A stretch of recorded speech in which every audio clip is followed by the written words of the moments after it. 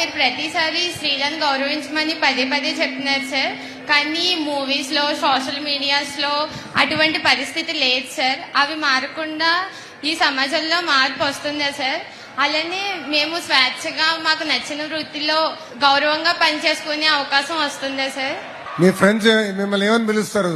Sridevi sir. Sridevi అని పిలుస్తారు. Very good. చెల్లి, ఒక మహిళ సమాజంలో అవమానిస్తే ఎంత బాధపడుతుందో నేను చూసాను తల్లి, కల్లారా నేను చూసా. స్కూల్ నుంచి కేజీ నుంచి పీజీ వరకు మహిళల్ని గౌరవించాలి అనేది, నరనరాలు ఎక్కించాలనేది ఒక లక్ష్యంగా మేము పెట్టుకున్నాం. దీంట్లో 2-3 ప్రధానమైన విషయాలు. ఒకటి, తెలుగు వాడక భాషలో మహిళల్ని కించపరిచే విధంగా కొన్ని పదాలు ఉంటాయి. గాజులు తొడుక్కున్నావా, చీర కట్టావా, అమ్మాయిలాగా ఏడవద్దని అంటారు. దానికి ఫుల్ స్టాప్ పెట్టాల్సిన బాధ్యత మనందరి పైన ఉంది, మీ పైన కూడా ఉంది. మీ పైన ఎలా ఉందంటే, రేపు మీరు తిరిగి ఇంటికి వెళ్తారు కదా, మన ఇంట్లో కానివ్వండి, చుట్టుపక్కల ఎవరిన ఆ పదాలు వాడితే వెళ్ళి వాళ్ళకి చెప్పండి, అన్న లోకేష్ చెప్పాడు ఈ పదాలు వాడద్దు అని చెప్పాలి. నంబర్ 1. నంబర్ 2, నైతిక విలువలు అనేది చాలా చాలా అవసరం. There is no short cut to success. అందుకే చాగంటి కోటేశ్వరరావు గారు లాంటి పెద్ద వ్యక్తి, ఆయన ప్రవర్చనలు వినేదానికి యూట్యూబ్ లో కానివ్వండి, లైవ్ లో లక్షలాది మంది వెళ్తారు.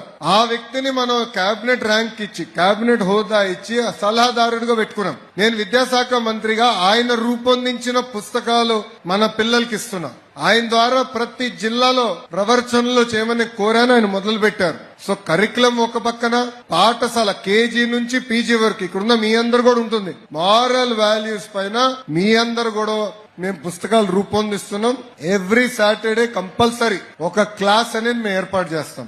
లాస్ట్ పాయింట్ తల్లి, నేను ఆలోచిస్తున్నా సీరియస్ గా, ఒక చట్టం తీసుకొస్తేనే బాగుంటుందని నేను బలంగా నమ్ముతున్నా. అంటే మహిళల్ని కించపరిచే విధంగా ఎవరైనా మాట్లాడినా, సినిమాలో కానివ్వండి, టీవీ షోల్లో కూడా ఎవరిని అది పెడితే సీరియస్ యాక్షన్ ఉండే విధంగా ఒక చట్టం తీసుకొస్తే బాగుంటుందని బలంగా నేను నమ్ముతున్నా. అనేక మందితో నేను మాట్లాడుతున్నా. ఒక లక్ష్యంగా నేను పెట్టుకుని దానిపైన పనిచేస్తానని శ్రీదేవి చెల్లికి నేను హామీ ఇస్తున్నా, ఒక అన్నగా. Thank you sir.